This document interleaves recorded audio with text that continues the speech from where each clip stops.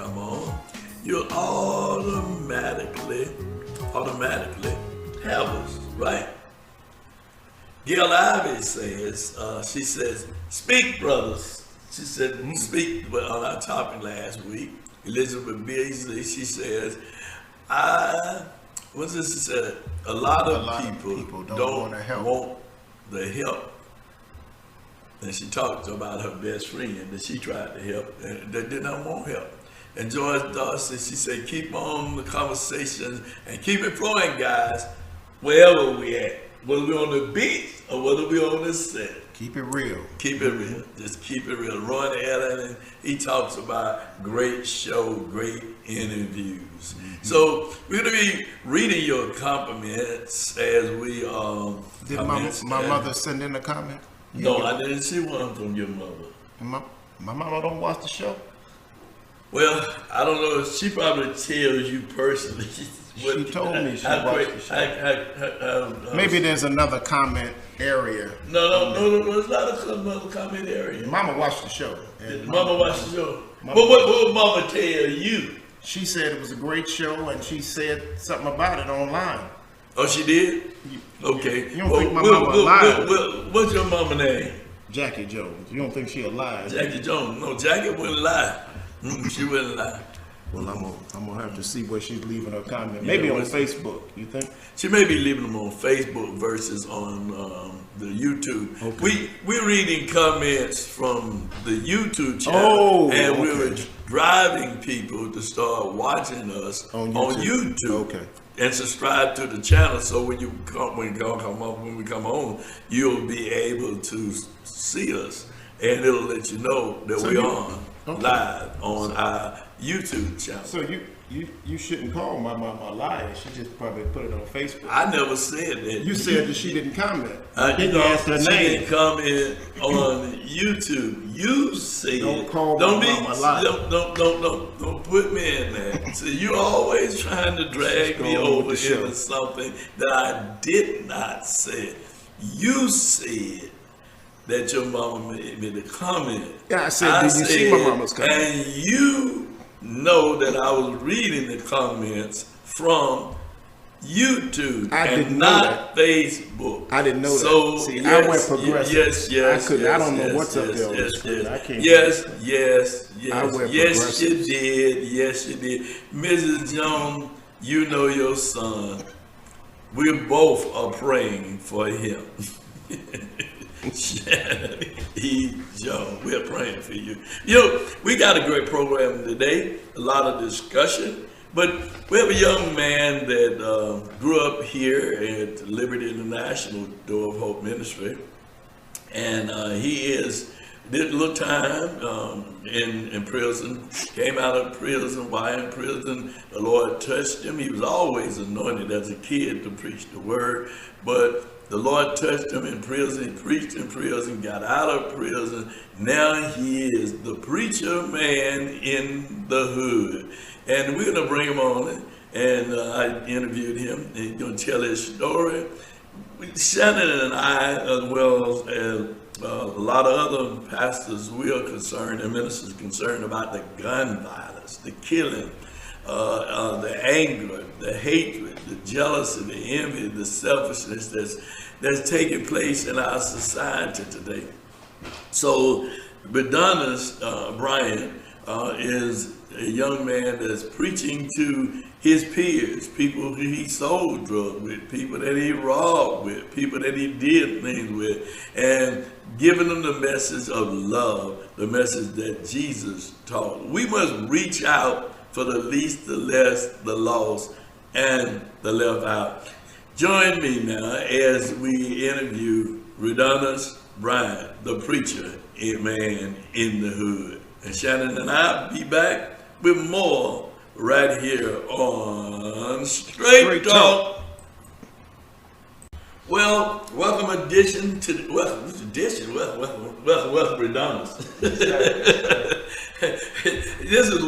I'm excited. Excuse me, guys. Y'all know I get excited. But I have with me Redonis Brian, a young man who grew up in our church, and is preaching the word of God. He's preacher man too. He's a street preacher man. So Redonis, glad to have you today. I want to talk to you a little bit about what you're doing and with your ministry. Yes, and tell your story. Just tell your story. Yes, sir. Thank you so much for having me, Bishop. Step up in the mic a little bit. Yes, sir. Yes, sir. Okay. So my story, which just as you told the people, you are part of my story. I grew up right here at Liberty International under Bishop Gregory Fann, 1362 Metropolitan Avenue. And what happened was I strayed away, and I went into the streets, and then I ended up getting incarcerated. Fast forward, I got out, and since I've been home now, I've gave my life to God. So I've been doing things the right way. I've been doing what Jesus said. He said it was a scripture that a lot of people ain't gonna get into heaven because, he's gonna tell them depart from him. He never knew them. And they was like, Jesus, what do you mean? We healed this, the sick. We did all these blessings to people.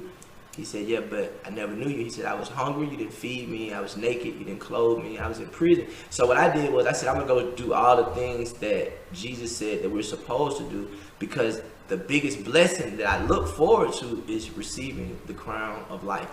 I like jewelry, so I'm waiting on God to give me my jewelry with all my stones in it. So that's a little bit about my story, Bishop. Now, Redonis, you went to prison. Yes, sir. Yeah, and we can't just look directly in the camera. Okay. Yeah, you went to prison, and in prison, your life was changed. Yes, sir. Talk a little bit about that. Well, when I was in prison, Bishop, before I got to prison, I had started beefing with God, so to call it. My father had passed, then I got locked up. And so what I did when I got to prison, I was like, man, I ain't with that God stuff. Then I had to pray because they offered me 30 years in federal penitentiary. So the first thing I did was like, oh, Lord, help, please, God. And I prayed, and I asked God, if you're real, to reveal yourself to me. If you're really real, God, show me. I've heard of you, I heard Bishop Fann preach, my mom, everybody been talking about God for years. I knew of him, but I didn't actually know him in a personal way. So I asked God to come into my heart, come into my life, and just show me that he was real. And he did that. And so I started picking up the Bible, I started preaching. People would come to me and ask for prayer, and I would see in a dark place the light of God. People that were sad will receive joy. People that were sick will be healed. And I'm not talking about just physical infirmities. I'm saying people that were sick in their spirit, people that were sick in their minds, their thoughts. They were being healed. They were changing the way they think. They were saying that now I have the mind of Christ. They're thinking like Christ. They're speaking like Christ. They're walking like Christ. And I'm walking like Christ. So it was just a beautiful thing. And so one day I prayed.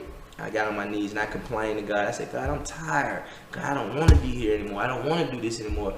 And then I started thanking him. I remember a song that Bishop used to sing all the time. Y'all know I'm not a singer. Bishop not either. But I'll sing a little bit for you. This is the song. It says, thank you, God, for one more day, for making a way, for food on my table and clothes on my back. I want to thank you, thank you, thank you, thank you. And so I started thanking God. Yeah, I thought of that song that Bishop used to sing, and I started thanking God. And the most amazing thing happened. It was like a burden was released off my back in prison. On that floor, I was first crying tears of pain, but then I started crying tears of joy. It was a relief. And so from that day forth, I've been running with God. And now you're out and you're doing ministry. You're the preacher man in the hood. Yes, sir. Yes, sir. Tell us a little bit about your ministry and what's happening as you're ministering to people in the hood. Well, what I did was I figured I wanted to go back into the same community that I once destroyed, and I wanted to help rebuild that community. So I started in my neighborhood in the west side of Atlanta, and I've seen the problems out there. I know a lot of times we don't have people to just come and pray with us or talk with us or just show us real love. And so that's what I wanted to do. I just wanted to go out. Before I went to prison, I never helped anyone. So this time I said I wanted to do something different. So I go in the hood, I pray for people, I feed the homeless, I feed the kids. I just basically show love. I just give the people what God give me every day. God love me, Bishop, unconditionally. You know better than anybody. When I do bad, God still love me. When I was doing drugs, God still love me. When I sold drugs, when I robbed, when I shot people, it didn't matter what I did, God loved me. And so I feel like we have to show that same unconditional love. Because if you don't show love, you're really faking. It doesn't matter what you claim. You can be a Baptist, Methodist. If you're not showing love, you're not operating the Spirit of God. So that's all I do. I just try to go out and show love, man. And it's reciprocated because I get so much love right now. This love I'm getting from you. Well, I do love you. And I wanted to say, how do you think, the Bible said you call the old because they know the way, the young because they have the strength. How do you feel that we can change, as you say, you went back in your old neighborhood and to bring about changes based on the destruction that you brought to the neighborhood? How do you think that we as preachers can do what you're doing similar to change the hearts and the minds of people who want to hate, kill, steal, destroy, be jealous, envy, and selfish? All of those attributes of Satan. What do you think that we can do to bring about a change? Thank you so much for asking, Bishop. I think that the answer is love. Because God is a God of love. The Bible says that, if you love others, then, you have to love others as God loved you. So I think that the answer is really love. And I think bigger than just saying love, if I want to go in more detail, I think it's time for us to get out of the huddle. A lot of times in the Christian community, we're in a huddle. On a football field, if you're in a huddle, you can never win a game. You have to come out of the huddle. So I think a lot of times we have a lot of good ideas. We say, hey, let's talk about this. But what are we doing? When I go out into those communities, there's people that are hurting. They're hurting. That's why they're doing drugs. That's why they're smoking crack. That's why they're prostituting. People don't just start doing things for no reason. No, things happen to them, and then they don't never be able to find their path back to where they once was. So Jesus said it like this. He said, if you have 100 sheep and one sheep goes astray, the good shepherd will leave the 99 to go after the one. And Jesus also said, I didn't come for those that are saved. I came for the lost. And those that are in the streets committing violence are lost because they don't understand that the love of God is real. But the only way they may ever experience the love of God is by someone actually coming and showing the love of God to them. Well, you're doing just that. Yes, sir. Just that. And one of the things I say, and I really believe this, you can't help a person unless you really understand their hurt, their pain, their true hurt and their pain. And you've gone through many things that they're going through. You've dealt with many of the things that they're dealing with. And many of them is just like you, grew up in a Christian home of family of love, and people taught about God, but yet they went astray. So the scripture clearly is true. Yes, sir. Train up a child in the way they must go. They won't depart from their teaching. And never say they went astray, but they will not depart. And I want to encourage those of you who are watching and listening is that bring your kids to church.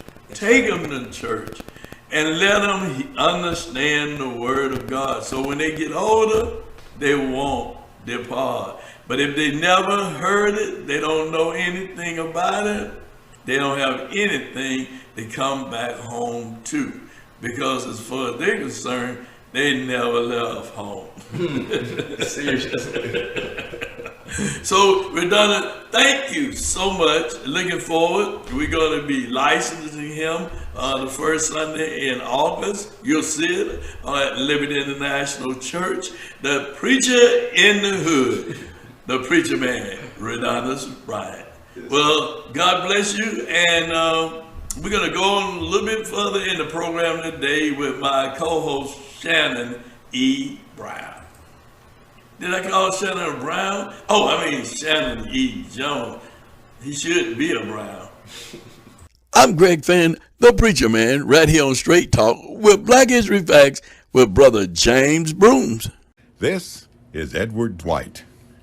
Edward Joseph Dwight Jr. was born September 9, 1933, in racially segregated Kansas City, Kansas. Now, it's interesting to note here that Ed Dwight's father played second base and center field for the Kansas City Monarchs of the Negro League from 1924 to 1927. As a child, Ed Dwight was mechanically gifted and an avid reader. One afternoon, while delivering his newspapers, he saw Kansas City, Missouri's own Dayton Ragland, an African-American Air Force pilot, on the front page.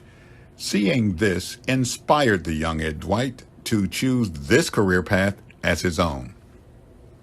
After becoming the first African-American male to graduate from Bishop Ward High School, a private Roman Catholic facility, Ed Dwight enrolled in Kansas City's junior college.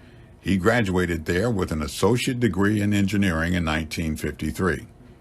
Well, it was also in 1953 that Ed Dwight Jr. enlisted in the United States Air Force, where he received his pre-flight training at Lackland Air Base in Texas and his primary flight training at Malden Air Base in Malden, Missouri.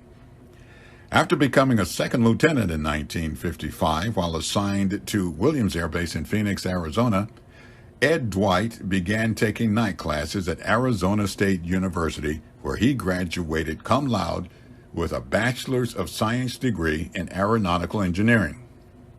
After completing courses in experimental test piloting and aerospace research, Ed Dwight earned the rank of captain. Well, in 1961, after the prompting of the National Urban League's own Whitney Young, Edward Dwight Jr. was selected by the Kennedy administration as the first African-American astronaut trainee, resulting in his appearing on the covers of Ebony, Jet, and Sephora magazines, just to name a few. Due primarily to racial politics, Ed Dwight was forced out of NASA and later resigned his commission in 1966.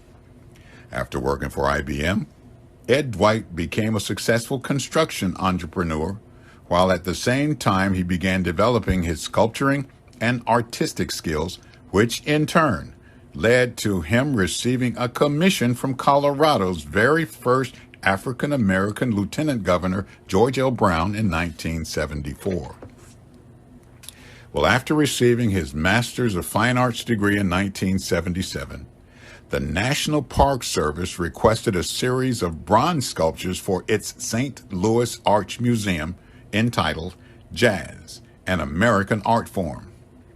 These more than 70 sculptures featured such jazz greats as Louis Armstrong, Duke Ellington, Charlie Parker, Dizzy Gillespie, Benny Goodman, Miles Davis, and many more. Ed Dwight Jr. now owns and operates the Ed Dwight Studios in Denver, Colorado, and as of 2020, had created more than 129 memorial sculptures and nearly 20,000 gallery pieces, paintings included. Edward Dwight Jr. They forget all about him, but we won't.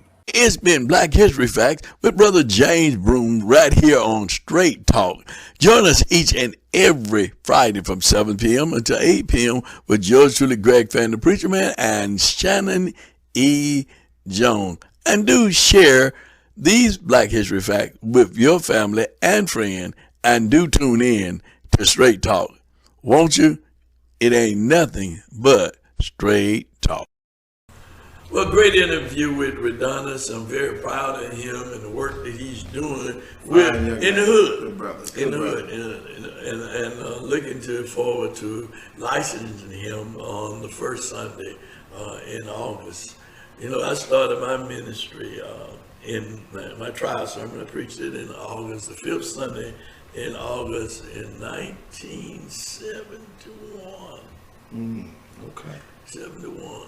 So God has been using me for a long time, to preach the word, and I'm still glad about it.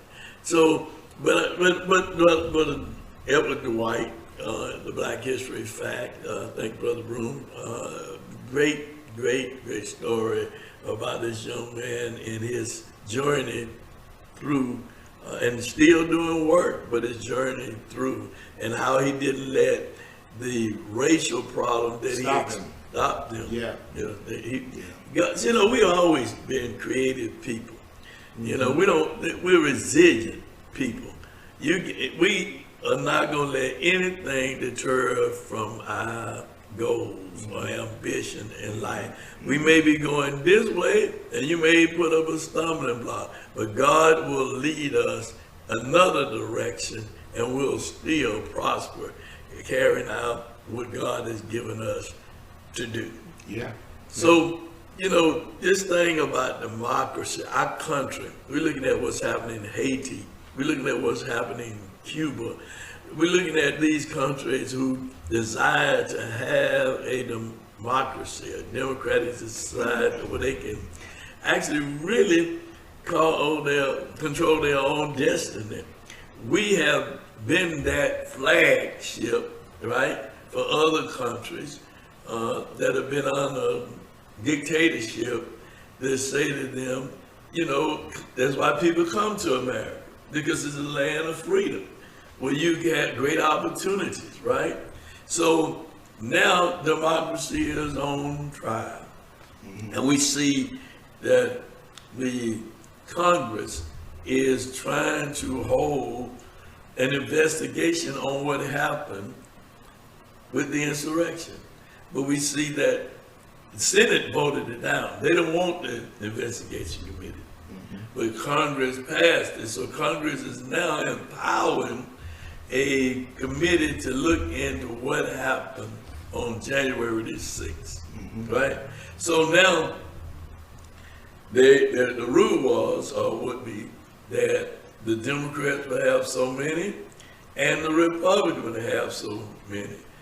Mr. McCartney, who is the minority leader in Congress, selected members who would be anti-investigation, getting to the fact, Trump followers. We have to applaud the Speaker, Congresswoman Pelosi, for vetoing those people. She brought in Liz Shanan and Mr. Adams, Congressman Adams, those people who are standing up. And we had them on the program talking about protecting the Constitution and democracy. The Trump followers want to take us away from a country of democracy, but they want to move us to a country of dictatorship. So I want to applaud those people who are upholding the Constitution, but no matter what party they are, but trying to make sure that justice prevail and that we still be a democratic or a society where you can have two parties, which I don't believe in party system. I think we need to do away with it. But we have liberty to select who we want to govern us. So that's what I wanted to say and have to say, Shannon, just to lead the discussion. I want to hear what you have to say, young man. Well, young man, what do you have to say, young man? Sing it, brother. YMCA. All right. Good evening to you. First and foremost, this democracy has always been a democracy of hypocrisy. It is, and Dr. King called it on it when he said, be true to what you put on paper. Haiti and Cuba are fighting for the democracy idea, but America has always denied us, as black people, a true seat at the table. Malcolm X said that eventually the chickens come home to roost. And what we're watching right now, what we saw on January the 6th, was a return on the investment that white racists hiding behind judges' robes, police uniforms, business suits, clergy robes, and collars doctors' uniforms, in varying ways. It's coming home to roost. And right now, America is in the midst of an ideological civil war. And we see it. We've always seen it in our society. We've always seen it as black men when we walked into Phipps Plaza Mall or Madison Avenue in New York or the Water Tower in Chicago. We've always seen it down Michigan Avenue, or if we walked into a store in Bel Air or Beverly Hills. It's nothing new. We've always seen the fact that we were an other. And what we're seeing right now in the political culture, what we're seeing right now, Bishop, in terms of the fighting that's going on in this Trumpism and this new party, the party of Trump, which is no longer the Republican Party. That's not that. It's masking itself. It's masking itself and hiding in the Republican Party. And what Republicans need to really do is expel the Trumpers from their party if they're going to truly have a party, because the cancer of Trumpism, that is really a cancer on democracy or the idea of democracy, is going to destroy their party. This ideological civil war is now playing out in the political culture in terms of the leaders fighting. Nancy Pelosi did the right thing in my estimation, because if you want to deny that January the 6th really happened, if you want to call that some good and fine Americans, I think the president called it a love fest. If you want to make mockery of the fact that officers will not come home because they're dead, if you want to make mockery of the fact that a lady tried to kick her way into the speaker's suite where the Capitol Police were holding the speaker and the leaders of our government, and she was shot and killed, if you want to make mockery of the fact that the Vice President of the United States with the nuclear football had to be rushed out of the Capitol and swept into a safe place, if you want to make mockery of the fact that democracy was under attack, that people walked into the chambers of the congressional branch, of the legislative branch, walked on the desk, climbed up on it, brandished weapons, called for the vice president to be hung, called for Nancy Pelosi to be killed. If you want to say that that was a love fest, that that was just a civics group taking a tour of the Capitol, then I tell you that perhaps maybe you don't belong in this country. What I saw happen on January the 6th, and I'm done. I don't believe you're done, preacher. I saw young man, I don't believe you're done. What I saw. What did you see? I saw treason. Did you? And the last that I heard, I thought treason, and I'm nonviolent, but I thought treason was punishable by death. Okay. So let me stop you right there, young man. Let me stop you right there. Young man, you did a good job. I appreciate you. You really laid it out, young man.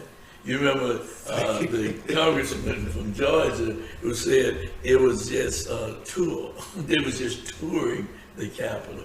Now you and I both have gone there, treason, right? Man. And you and I both gone there, right? Yeah. And we were just there last month. We walked the halls. We were touring the Capitol. We did not go down. We didn't kill any. Crush an officer in the door. We did anything. We better had not. Yeah, but we actually toured the Capitol. But that didn't appear to be a tour to me. Could you imagine if Barack Obama had said, I want you to march to the Capitol, and lied and said, I'm going to meet you there, I'm going to be there, knowing he wasn't going. Trump knew he wasn't going, but he sent them there. And they thought that they were going, and they were justified because the president was going to be there some kind of way. Could you imagine if if Barack Obama had said to all of us black folks that were so impressed and excited by the Kwanzaa Camelot, if he had told us to go to the Capitol and stop the steal that they were trying to do, maybe over the Judge Myrick situation when they denied him for 11 months. Can you imagine if a major rally and we went in there and black folk, and could you imagine black folk kicking in? Could you imagine a bunch of black folk, Raheem and Tawan and Juwan and Shaniqua? Could you imagine Shaniqua kicking in the window and going in there talking about, hey, Mitch McConnell? Hold on, stop right there. First of all, when you and I were there were shooters on top of the White House. When we came marching down there was shooters ready to. Well, that's always. You know what I'm saying? To take us down. Yeah.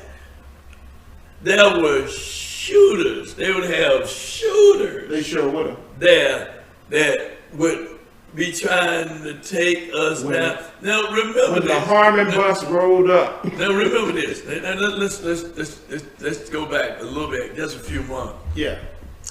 When Trump went back to the church and turned the Bible upside down, but on his way to the church, which is now Black Lives Matter Square, right?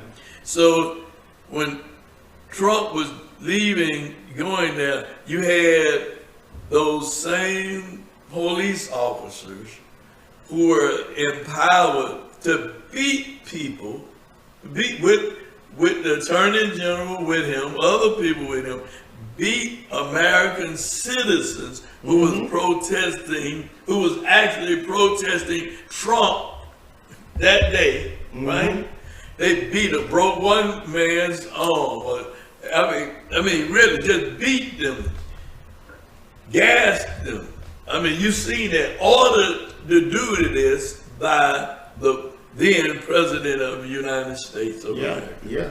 But that same president turn around and take that same power and say to hundreds of thousands, come to D.C. They stole the election. The big lie.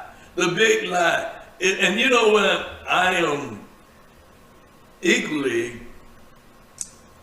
upset with our president. And I'll tell you why. People get happy about money. The most precious thing that we have, brothers and sisters, is the right to vote. That's right. People were beaten. Think about the people who were beaten and jailed because they didn't want to give us the right to vote, who died because they didn't want to give us the right to vote. Now we have this filibuster going on. Hank Johnson was just arrested yesterday, Congressman Johnson, trying to end the filibuster and get them to act on us having that right to vote and do away with all these bad laws that these Republicans have created. These Trumpers have created based upon a lie that the election was stolen. That's right. Now, our president, Joe Biden, has said he was going to put Ms. Harris in charge of, Vice President Harris, in looking at how we can end the filibuster. Mr. President, come on, help us. Ms. Harris served as a senator and you did too. You know the rules. Right. You know how it operates. Right. And if Mr. Trump can do it, you can too. That's right. Let's end the filibuster. Let's stop this attack on the right to vote. On the right to vote. Right. That's the most precious thing that we have is the right that make this a democracy. Right. So we'll have the right to select who we, as the people, a government of the people, by the people, for the people, will have that right to vote. And if they can't end or won't end the filibuster, do a carve out. Carve it out. Carve out SR1 or S1 and HR4. Carve that out and protect the sacred right to vote and leave the filibuster intact, carving out this. They don't want to do that. They don't want to set the precedent of doing that. Well, something has to be done. And bottom line is we sent the president there, South Carolina, Clyburn, put his political neck on the line, on the guillotine for Joe Biden. He's got the right to demand, and with us and we with him, to demand that this president do more, because the infrastructure of democracy is the foundation of this republic. And if the infrastructure of democracy is not protected, then we have a problem. Building bridges is wonderful, but fix the symbolic bridge of the Edmund Pettus Bridge. Fix that symbolic bridge. Fix the symbolic bridge that John Lewis marched over fighting for our sacred right to vote. Fix that and begin with the infrastructure of democracy before you move on to any other physical infrastructure plans. Well, I wanted to say this to you. Jobs are important. We know it. We need jobs. But we need the right and the protection of the right to vote. Yeah. States taking over elections through elected people deciding whether or not these elections were fair elections. Nah. You remove an independent body and then you put on it's crazy because you would always be in control if you control elections. That's right.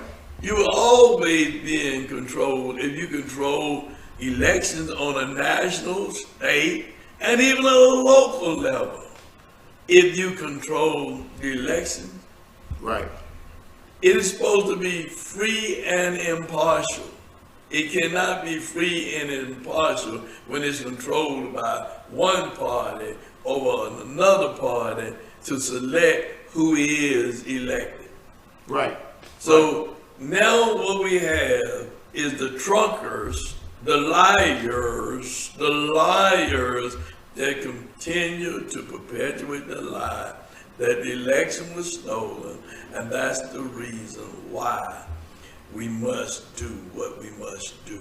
And we must do it by taking control of the election so we will have there who we want to have there, right, to continue the big lie. Right. Well, hold on, so you got something. Go back to your point. Okay. Jobs are important. Right. But if you give me a job and take my vote, I'm just over a slave. I'm perhaps a sharecropper. You are a sharecropper. Perhaps you are a sharecropper. Wasn't John Lewis Dale a sharecropper? When a lot of the people from Alabama, Georgia, and even today we got farmers who have their land, but guess what? They own the land, but they still sharecroppers because they got to buy the seeds and everything from the master. And the master controls all that. The master controls the market. He controls all of that. And that's why we got to get to that ballot box and show them that we're citizens. We're serious. We have to, not sharecroppers. We do. And I want to say this, and I know we haven't heard one peep out of the man who promised when he got there he was going to be supporting these kinds of things. Because he got 6 years and he's quiet. He fell back in the shadow. Yes, I'm talking about Mr. Ossoff. Ossoff. He hasn't said one thing. He hasn't led one thing. He was out there on the march with Hank and them yesterday. He's silent. He made all of these promises of what he was going to do. And he's against the removal, or possibly against the removal of the filibuster. Yeah, I mean, so come on. Come on. We need to tell him, stand up, speak up. Do all this talking you were going to do when you got there. You ain't doing diddly squat. That's what I said, diddly squat. You can't ride John Lewis's coattail and then kick him in the grave. Yeah, laying on the John Lewis coattail. Now you ain't silent. You're silent. You're not saying anything. This is straight talk. My name is Greg Fann, the preacher man, and I'm here with my sidekick, young man, Shanan E. Jones. Y'all don't make that my theme song, please. Macho man. Hey, listen. We thank you so much. Get those comments in. Subscribe to our YouTube channel. That's Straight Talk with yours truly, Greg Fann, the preacher man, and Shanan E. Jones. We'll be back with you next week. And James Davenport, to fill out that petition to remove that statue. Once you do that, let's be a part. Let's be change agents. Let's don't just make noise. Let's make a change. Yes. Until next week, you tune in to Straight Talk with yours truly, Greg Fann, the preacher man again, and Shanan E. Jones. You can call if you'd like to be a guest at 44308-0795, or you can email me at fan922@comcast.net. Until next week, God bless you and have a smile upon you. And you've been in tune to what? Straight Talk. Want to be a guest on Straight Talk? Email Greg Fann at FANN922@comcast.net or call 404-308-0795. Join us again for another episode of Straight Talk with Shanan Jones and Greg Fann, the Preacher Man.